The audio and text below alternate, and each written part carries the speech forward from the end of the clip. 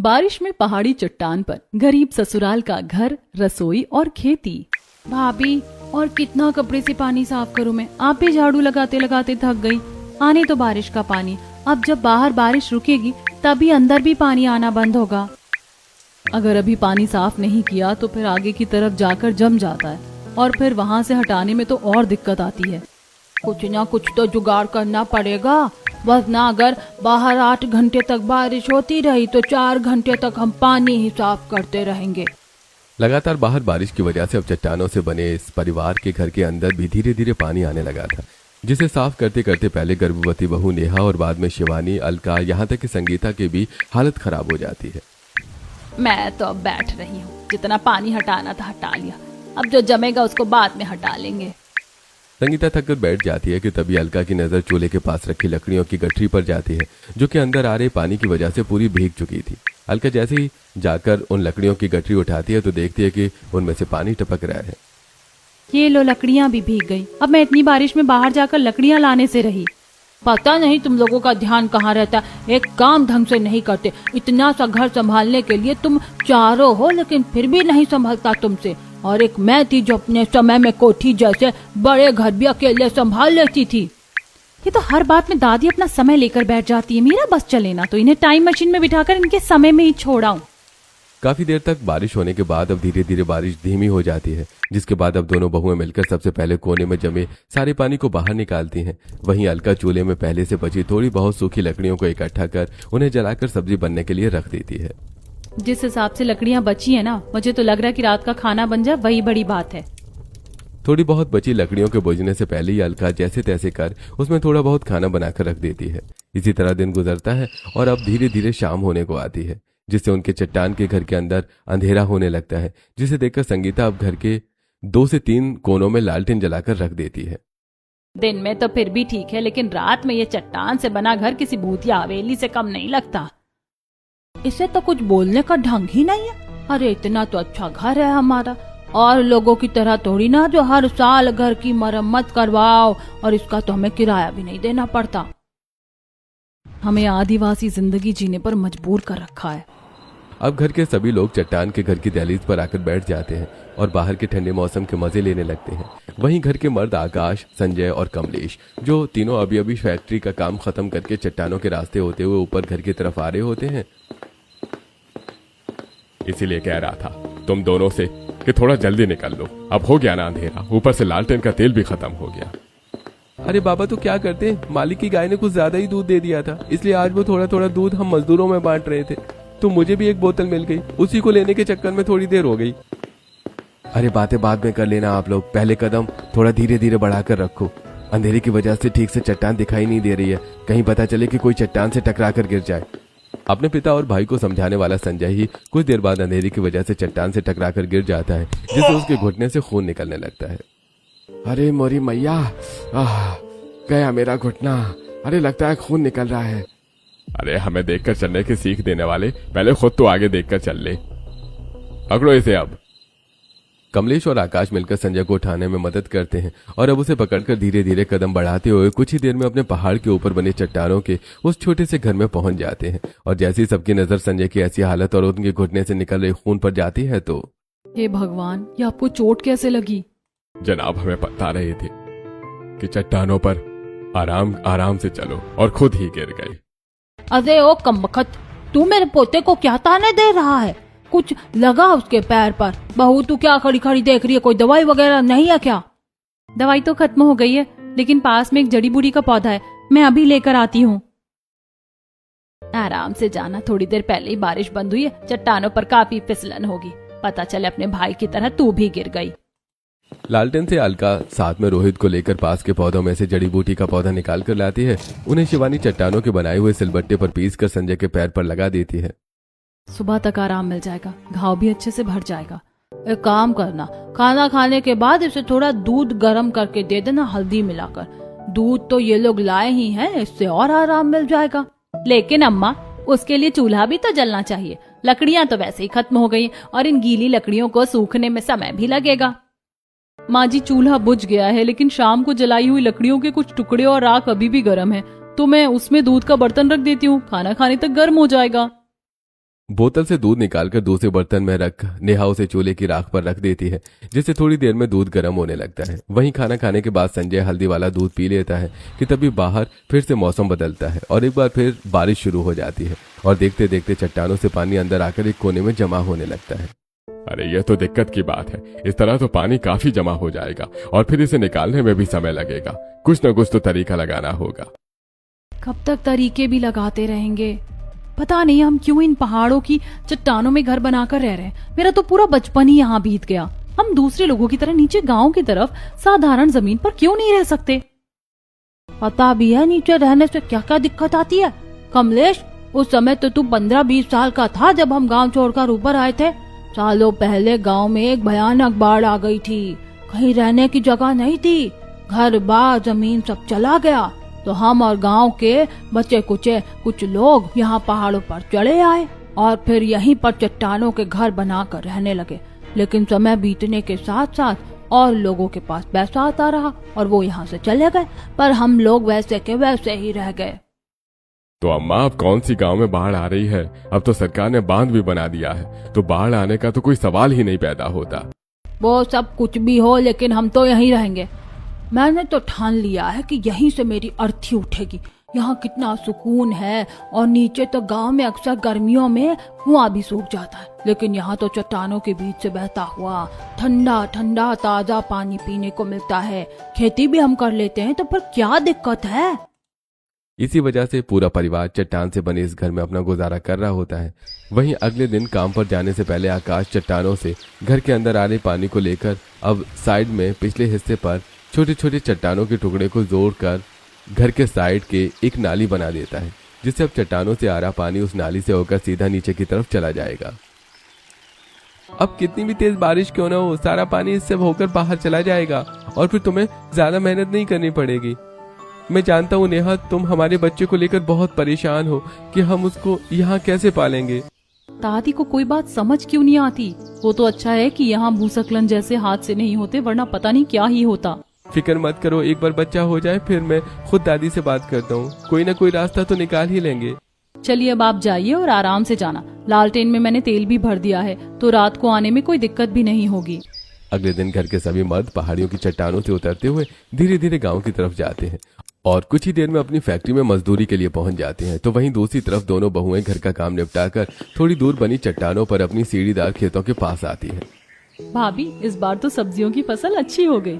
वो तो है, लेकिन लगता है शायद बारिश की वजह से यहाँ की मिट्टी थोड़ी खिसक रही है। इसका असर हमारी उगने वाली सब्जियों पर भी पड़ सकता है। तो भाभी, इसके लिए हम क्या कर सकते हैं?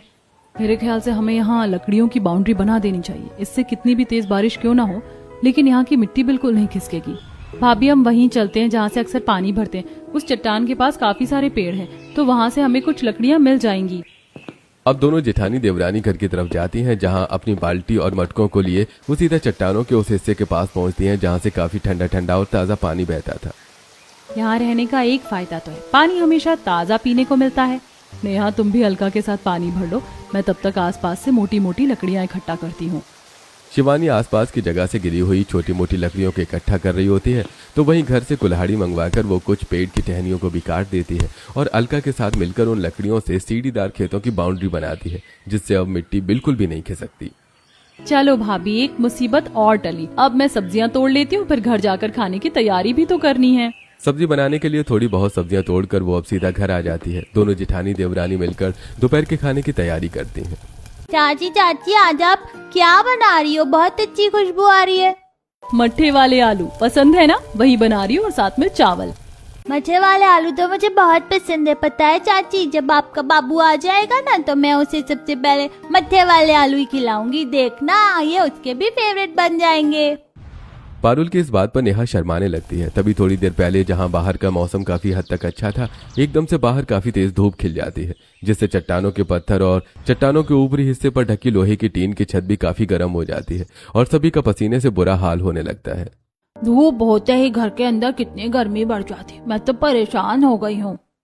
बाकी घर वालों की तरह मनोरमा भी कहीं न कहीं उस चट्टान वाले घर के अंदर रहकर परेशान थी, लेकिन वो इस बात को स्वीकार करने के लिए बिल्कुल भी तैयार नहीं थी। तभी कुछ देर में मौसम और बदलता है और अब बाहर अचानक से तेज बारिश होने लगती है।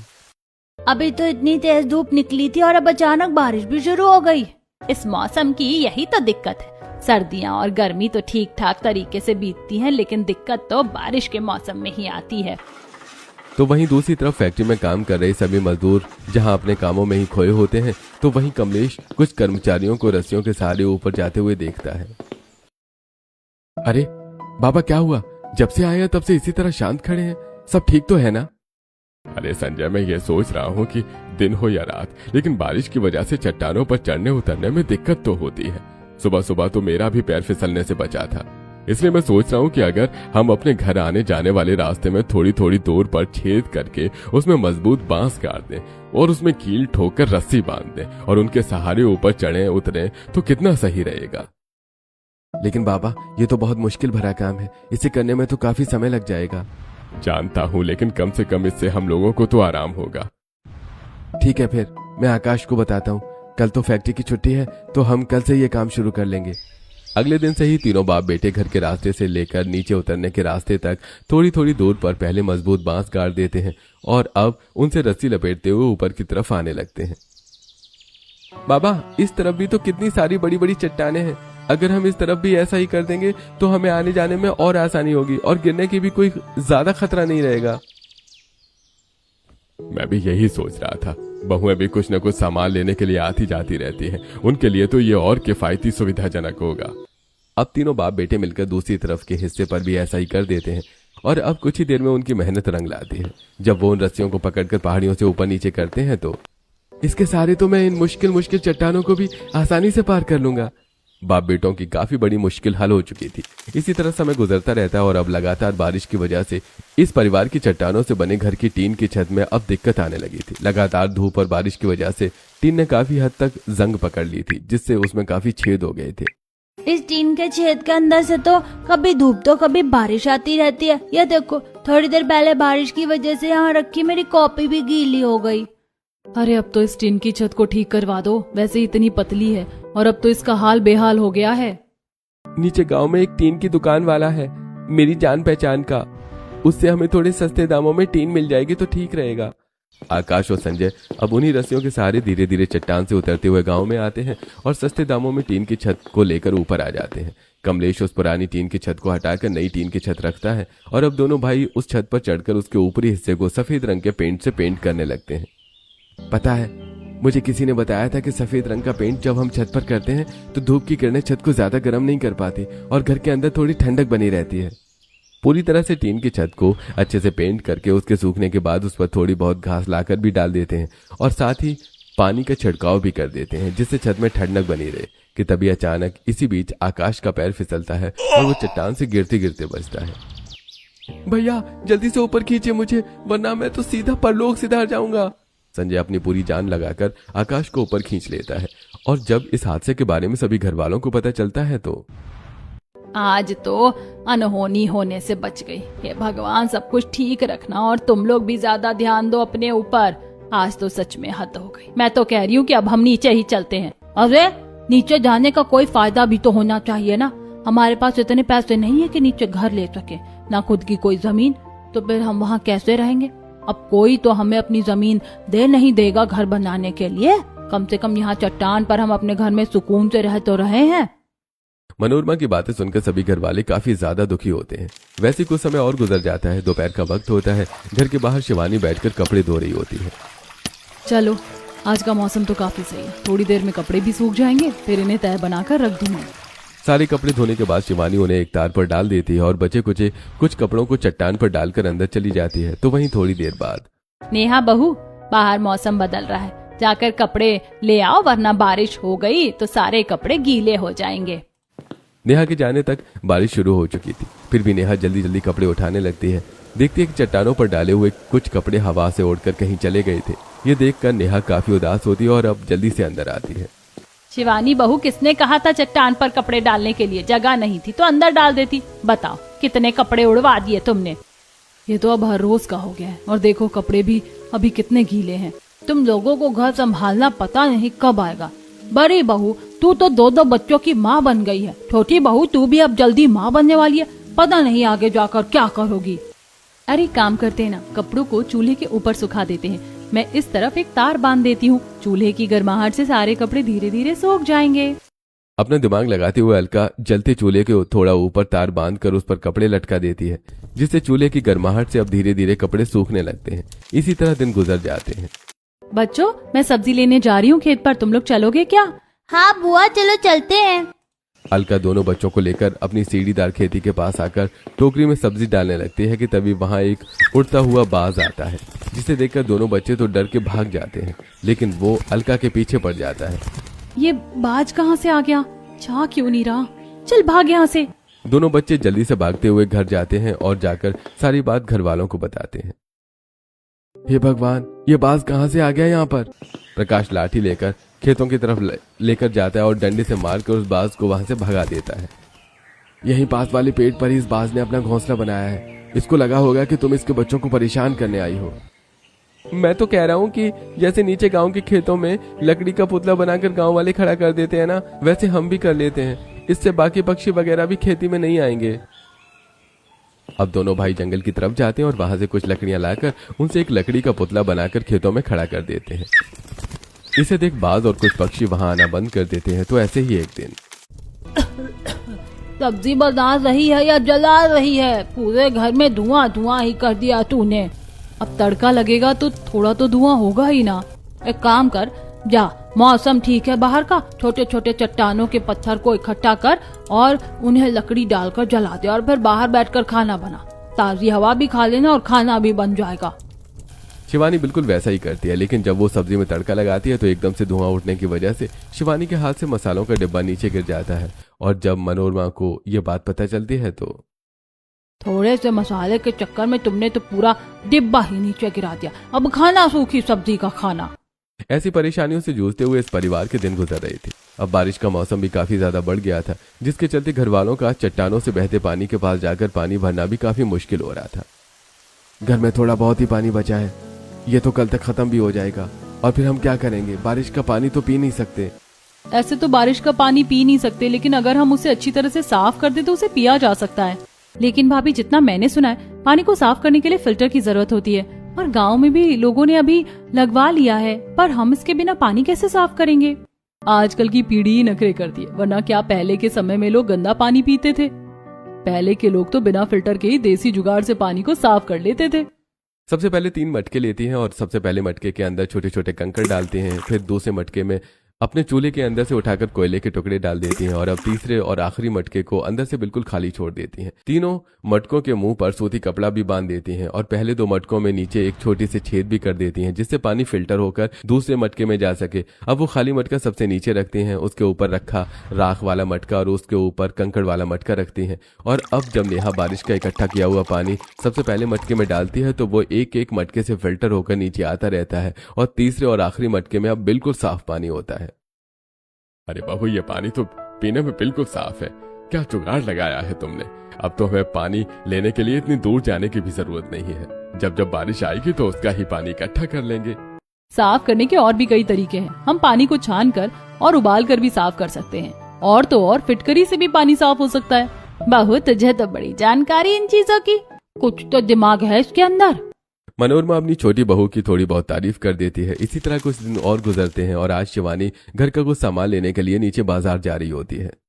मैं नीचे बाजार की तरफ जा रही हूँ। थोड़ा घर का सामान खत्म हो गया है और इन लोगों को भी बताना भूल गई थी। थोड़ी देर में आ जाऊंगी। अलका, बच्चे सो रहे हैं, माँ जी भी लेटी हुई हैं, तो तुम उनका ख्याल रखना। क्या मैं भी चलूं आपके साथ? पूरा दिन घर में बैठे बैठे बोर हो जाती हूँ। थोड़ा बाजार जाऊंगी तो अच्छा लगेगा। ऐसी हालत में 2 चट्टानों से उतर चढ़ पाओगी? मुझे नहीं लगता। तुम आराम ही करो। भाभी प्लीज आने दो ना, बहुत बोर हो जाती हूँ घर बैठे बैठे। थोड़ा बाहर जाऊंगी तो अच्छा लगेगा। नेहा के बहुत कहने पर शिवानी उसे अपने साथ ले जाने के लिए मान जाती है। तो वहीं एक हाथ से शिवानी का हाथ और दूसरे हाथ से रस्सी पकड़ते हुए नेहा आराम आराम से नीचे उतर रही होती है। ससुर जी और हमारे पतियों ने ये काम तो अच्छा किया, वरना पहले कितनी दिक्कत आती थी। थोड़ी देर में दोनों देवरानी जेठानी नीचे बाजार की तरफ पहुंच जाती हैं, जहां वो सामान लेते हुए देखती हैं कि कैसे बच्चे बेफिक्र होकर अपने आंगन में खेल रहे हैं और औरतें बाहर बैठकर बातें कर रही हैं। तो वहीं कुछ मर्द अपने घर आए हैं। भाभी, इन लोगों का सही है, कोई टेंशन नहीं। बच्चों को देखो कितने आराम से खेल रहे, वरना मुझे तो बच्चों को बाहर भेजते हुए भी डर लगता है। उस दिन तो पल्लवी लगभग नीचे गिर ही गई थी। सच में असली मजा तो यही है। आस पड़ोस में सब कुछ है यहाँ, वरना वहाँ चट्टानों में तो बिल्कुल सन्नाटा छाया होता है। अब चाहे कुछ भी हो, लेकिन मैं इसके लिए जरूर बात करूंगी। चट्टान के घर में रहने से मुझे तो बहुत दिक्कत होती है। नेहा और शिवानी अब थोड़ी देर में घर आ जाती हैं, तो वहीं आकाश जब शाम को घर आता है तो उसे सारी बातें बताती है। अब तुम ही बताओ मैं क्या करूं, दादी से भी कितनी बार बात करूं। अगर आपसे बात नहीं होती तो बता दो, हम लोग खुद बात कर लेंगे। इसी तरह से 2 से 3 दिन गुजर जाते हैं और आजकल लगातार नेहा और शिवानी खाने में कभी दाल, कभी लौकी तो कभी तोरई जैसी सब्जी बना रही थी, जिसे देखकर मनोरमा, ये तुम लोग आजकल क्या सब्जी बना रही हो? और भी तरह की सब्जियां होती हैं, वो सब क्यों नहीं बनती? कुछ दिनों से तुम लोग यही सब्जी बना रही हो, ऐसा क्यों? मौसम बदल रहा है ना बार बार, तो इसलिए मैं यही सब्जियां बना रही हूँ ताकि हमारी सेहत अच्छी रहे। एक दिन शिवानी और नेहा पैसे छुपा कर रख रही थी, जिसे वो घर खर्च में से बचाती थी। ऐसा करना अच्छा तो नहीं लगता, लेकिन हम ये पैसे भी तो सही समय के लिए जोड़ रहे हैं ना। इसी तरह कुछ दिन और गुजरते हैं और आज दोनों बच्चों का पकौड़े खाने का मन करता है। मेरा तो आलू के पकौड़े खाने का मन कर रहा है, मम्मी बना दो ना, कितने दिन हो गए पकौड़े खाए हुए। मैं तो आलू और प्याज के मिक्स पकौड़ी खाऊंगी। मन तो मेरा भी कर रहा है, मौसम कितना बढ़िया हो रहा है, बना दे आलू प्याज के पकौड़े। इधर नेहा आलू और प्याज काटती है तो उधर शिवानी पकौड़े की तैयारी कर रही होती है। दोनों मिलकर पकौड़े बनाने लगती हैं कि तभी बहुत तेज बारिश की वजह से चट्टानों में से फिर से पानी आने लगता है और इस बार तो एक चट्टान का ऊपरी हिस्सा धीरे से खिसक भी जाता है, जिससे पूरा परिवार काफी डर जाता है। जल्दी से वो कोने में रखी हुई कुछ लकड़ियां दो, कहीं ये चट्टान फिसलकर नीचे न गिर जाए। संजय और कमलेश मिलकर चट्टान के हिस्सों में कुछ लकड़ी के लंबे टुकड़े लगा देते हैं, जिससे वो चट्टान तो फिसलती नहीं, लेकिन घर में सभी के दिल में एक दहशत बैठ जाती है। कोई हादसा हो जाता तो? पता नहीं दादी आप क्यों इस घर को पकड़ कर बैठी हैं। आपके चक्कर में तो एक दिन हम सब भगवान को प्यारे हो जाएंगे। पहली बार अपनी सबसे बड़ी बहू को इस तरह सबके सामने मुंह खोलते देखकर मनोरमा भी काफी हैरान होती है। इसी तरह कुछ दिन गुजरते हैं, शाम का वक्त होता है। कमलेश अपने दोनों बेटों के साथ लालटेन लिए धीरे धीरे रस्सियों के सहारे चट्टानों पर से चढ़ते हुए आ रहा होता है कि तभी कमलेश को थोड़ी दूर पर अचानक 2 लाल बिंदु जैसे दिखाई देते हैं। ये लाल लाल क्या है? लगता है कोई जंगली जानवर है। संजय जल्दी से लालटेन बंद कर, कहीं इधर ना आ जाए। लेकिन इन जगहों पर पहले तो कोई जानवर नहीं थे, अब ये जानवर कहाँ से आया? संजय जल्दी से लालटेन बंद कर देता है और वो उस जानवर के थोड़ा इधर उधर होने का इंतजार करते हैं और मौका देखते ही जल्दी जल्दी कदम बढ़ाते हुए अपने घर की तरफ आ जाते हैं। बाप रे बाप, उसकी आंखें इतनी खतरनाक थी, पता नहीं वो सच में कितना खतरनाक होगा। दिन पर दिन खतरा बढ़ता जा रहा है हम लोगों के लिए, कुछ ना कुछ तो करना ही पड़ेगा। दिन गुजर जाते हैं, कभी तेज बारिश तो कभी अचानक धूप की वजह से किसी न किसी की तबीयत अक्सर ही खराब रहा करती थी। आचू आचू, इस बार तो तगड़ी वाली सर्दी हो गई। आचू, कोई ना कोई घर में बीमार पड़ता ही जा रहा है। मौसम बदलेगा तो इंसान तो बीमार पड़ेगा ही। दवाई भी नहीं है, हर छोटी बड़ी चीज के लिए पता नहीं कितने चक्कर लगाने पड़ते हैं ऊपर से नीचे तक। घुटनों ने इस उम्र में जवाब दे दिया है, पता नहीं 40-50 की उम्र में क्या ही हाल होगा मेरा। तुम लोगों को तो बस यहाँ से जाने का मौका चाहिए, इतना ही है ना, तो उठाओ अपना सामान और चले जाओ, लेकिन मैं तो यहीं रहूंगी। सब लोग काफी ज्यादा मजबूर हो चुके थे। बारिश की वजह से जिस भी चट्टान से वो आते जाते थे वहाँ काफी ज्यादा काई जम चुकी थी और काई की वजह से छोटे छोटे कीड़े भी वहाँ होने लगे थे। हाल बेहाल हो गया है, ये देखो कितने छोटे छोटे कीड़े हो गए हैं, कहीं कपड़ों में लग गए या खाने में आ गए तो फिर क्या करेंगे। तो वहीं इस बारिश की पानी की वजह से खाना भी आए दिन खराब हो जाया करता था। ऐसा लगता है कि पहले से अब दुगनी परेशानी होने लग गई है हम लोगों को। मुझसे तो अब यहाँ बिल्कुल भी नहीं रहा जा रहा। तेरी दादी के आगे मजबूर है, वो जाने को तैयार नहीं होती, पता नहीं उन्हें यहाँ क्या मिलता है। कुछ हफ्ते और गुजर जाते हैं और धीरे धीरे नेहा की डिलीवरी के दिन करीब आने लगते हैं। आज आकाश नेहा को रेगुलर चेकअप के लिए नीचे डॉक्टर के पास लेकर जाता है। मेरे अकॉर्डिंग तो इनकी डिलीवरी 4 से 5 दिन में हो जाएगी, तो आप इन्हें जल्द से जल्द अस्पताल में एडमिट करवा दीजिए। आकाश और नेहा घर आते हैं और जब आकाश ये सारी बात घर वालों को बताता है तो फिर कल या परसों तक बहू को एडमिट करवा देते हैं। इतनी जल्दी भी क्या है एडमिट करवाने की? डॉक्टर ने 4-5 दिन बोला है ना, तो सीधे 4थे या 5वें दिन करवाएंगे। इतनी जल्दी बच्चा नहीं आने वाला, डॉक्टरों का तो काम होता है बस पैसे ऐंठना। तो फिर ऐसे हालत में नेहा को जल्द से जल्द कैसे नीचे ले जाएंगे? अरे जो होगा देखा जाएगा, कुछ नहीं होने वाला। हमने क्या बच्चे पैदा नहीं किए हैं? दादी की वजह से आकाश नेहा को टाइम से पहले अस्पताल में एडमिट नहीं करवा पाता और उसी तरह दिन 3 दिन गुजर जाते हैं। रात का वक्त होता है, सभी गहरी नींद में सो रहे होते हैं। तभी बाहर जोरों की बारिश शुरू हो जाती है और इसी के साथ एकदम से नेहा को दर्द होता है। माँ जी लगता है प्रसव का दर्द शुरू हो गया है। नेहा की दर्द भरी आवाज सुनकर सभी लोग एकदम से उठ जाते हैं। हे भगवान, अब क्या करें, बारिश हो रही है, ऐसे में हम नेहा को नीचे अस्पताल कैसे लेकर जाएंगे। मैं कह रहा था कि नेहा को जल्दी हॉस्पिटल में एडमिट करवाने दो, लेकिन नहीं, इस घर में सबको अपनी मर्जी करनी होती है। एक काम करते हैं, उधर हमारी लाई हुई कुछ लकड़ियां हैं, जल्दी से रस्सी से आपस में बांधता हूँ, उस पर नेहा को लिटा कर ले जाएंगे। दोनों भाई जल्दी से उन पड़ी लकड़ियों से स्ट्रेचर बनाते हैं और आकाश नेहा को उस स्ट्रेचर पर लिटा देता है। तिरपाल है ना, वो वाला दो, नेहा को उड़ा देता हूँ वरना बारिश में भीग जाएंगी। त्रिपाल से ढकने के बाद आकाश, संजय और कमलेश अब स्ट्रेचर को ले जाने लगते हैं। वहीं शिवानी आगे चलते हुए उन्हें लालटेन से रोशनी दिखाती है। तभी एकदम से हल्का सा संजय का बैलेंस बिगड़ता है और नेहा को झटका लग जाता है। अरे आराम से, जल्दबाजी के चक्कर में बहू को झटका नहीं लगवाओ। जैसे तैसे कर पूरा परिवार कुछ देर में नीचे उतरता है और अब वो अस्पताल पहुंच जाते हैं। काफी देर दर्द सहने के बाद आखिरकार नेहा एक प्यारे से बेटे को जन्म देती है, जिसे वो अपनी गोद में उठाकर, तुम नहीं जानती तुमने मुझे कितनी बड़ी खुशी दी है, मैं इसका एहसान कैसे चुकाऊंगा, इतना दर्द सहकर तुमने मेरे वंश को आगे बढ़ाया।